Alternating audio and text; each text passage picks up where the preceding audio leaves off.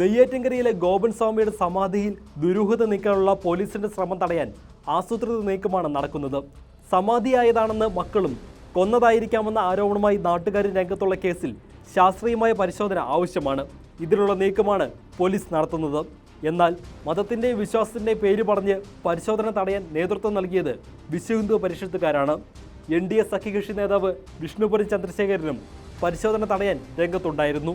അച്ഛൻ തനിയെ നടന്നുപോയി സമാധിയായി ഇരുന്നുവെന്നും ആ സ്ഥലത്ത് കല്ലറയൊരുക്കി കുടിയിരുത്തിയെന്നുമാണ് മക്കൾ പറയുന്നത്. എന്നാൽ 81 വയസ്സുള്ള ഗോപൻ സ്വാമിക്ക് നടക്കുന്നതിനുൾപ്പെടെയുള്ള ബുദ്ധിമുട്ടുണ്ടായിരുന്നുവെന്നും തനിയെ നടന്നുപോയി സമാധിയായിരിക്കാനുള്ള സാധ്യത കുറവാണെന്നും ഒരു ബന്ധു നൽകിയ മൊഴി പോലീസിന് സംശയം ഇരട്ടിയാക്കിയിട്ടുണ്ട്.